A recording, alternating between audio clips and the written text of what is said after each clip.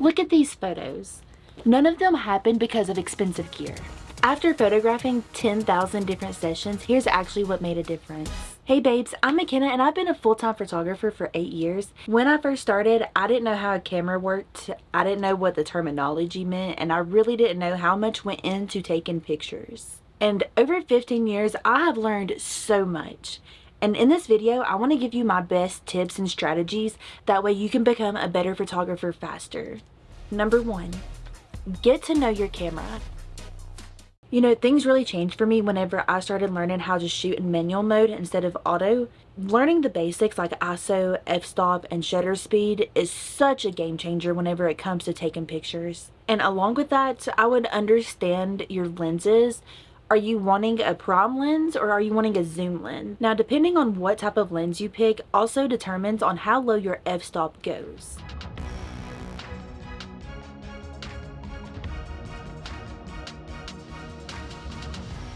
You don't need to have the newest and most expensive gear to make a living doing photography. I started off using the Canon 60D, but after putting so much time into photography, I highly recommend upgrading your camera. I would tell you to upgrade if you can, but I just want to let you know you don't have to. Number 2, know what gear to splurge on. Here are some of the gear that I would splurge on. I would make sure not to buy any knockoff SD cards because you don't want to get home from after shooting a long day just to realize that your SD card is corrupted. Along with that, I would also make sure not to buy knockoff batteries because they can ruin your camera basically. Just please listen whenever I tell you, do not buy the knockoff SD cards. Do not buy the cheap knockoff batteries. Trust. I would say that you don't have to splurge on backdrop stands if you was going to do studio photography, but I would recommend investing in a heavy duty stand for your lights because the worst thing is if your lights was to fall over and break.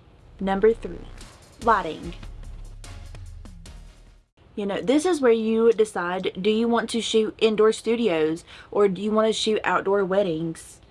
Because lighting is such a huge category and I could make a whole nother video talking about lighting alone. I would really say to learn your different lighting, learn shooting in direct sun, learn how to shoot in the shade, what it's like being backlit or front lit, working with flashes or studio photography, and just understanding how light affects your pictures. Understanding where you put the light determines where your shadows are going to fall. I would also pay attention to how your lighting is affecting your background because it directly controls your image's depth, mood, and subject separation. Number 4, interactions. You know, I feel like this is a whole nother topic too. There's so much that goes into working with other people. I would also say a really big part is getting your clients to feel comfortable when they're in front of your camera and give them a really good experience. Give prompts so that way it seems a little bit more natural. Whenever I'm taking pictures of a couple, I'll usually say something funny along the lines like, "Mom, get behind him and hug him or choke him."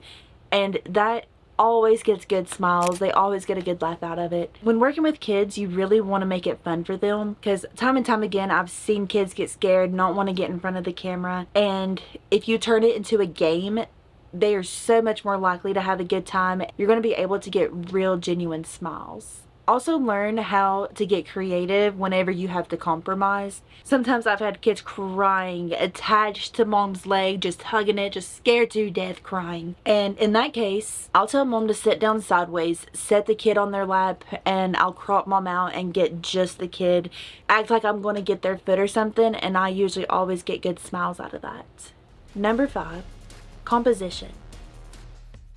You've heard of the rule of thirds, and I think that's a really good beginner tool, but I would also say don't limit yourself because rules are meant to be broken. To make a picture more interesting, you really want to think about what you can use for your foreground or what you're going to have in your middle ground, what you're having in your background.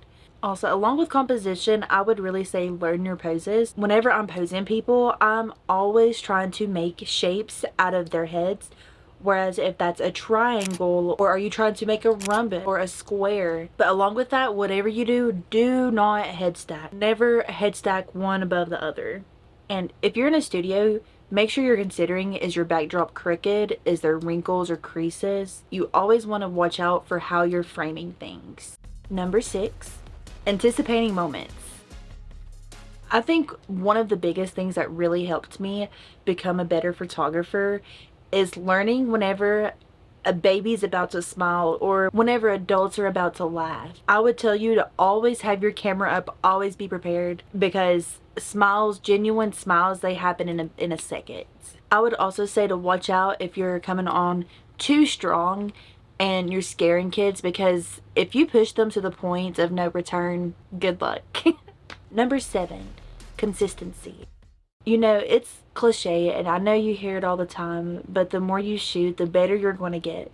You know, starting anything can be scary, and I get that. I was there. But the more you shoot, the more you learn. And I think that's just the fact of it, because whatever camera you're working with, you get to know it really good. And so it's just muscle memory at that point. But progress usually begins whenever you begin. 8, focus on emotions.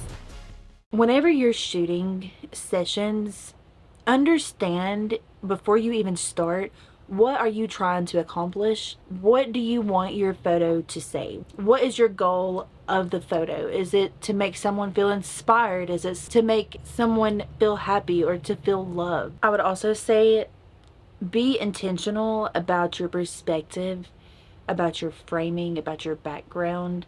Number 9, have a game plan. One thing that helped me tremendously was having a mental shot list before every session. Instead of just showing up hoping I get good photos, I already know the images that I'm looking for. Maybe that's details, medium shots, or wide shots. I always try to plan to get the families together, get kids together, individuals of everybody, or maybe different poses I want to try. Having that plan allows me to be more creative because I'm not worried about forgetting something important. 10, pay attention to the little things. You know, watch out for the small details, because that, I feel like that really makes or break a good picture, especially like in a family session. You don't want to have hands just awkwardly down by their side. You want to create connection. Have hands in pockets, hold in dresses. Also, what are people looking like? Is their posture up nice and straight, shoulders back, or are they slumped over? And you definitely do not want phones or anything in the pockets that make a big bulge that just it looks unnatural. Or hair bows. You don't want to have a slight hair in the face or maybe a bra strap showing. You don't want to have gum in the mouth when you get a smile. Every one of these lessons was learned the hard way. After shooting thousands of sessions over many years, making thousands of mistakes and improvements. If you want to know more about photography, consider subscribing, because I have so much more to share with you guys. I appreciate you for watching and see you next time. Love you, babes.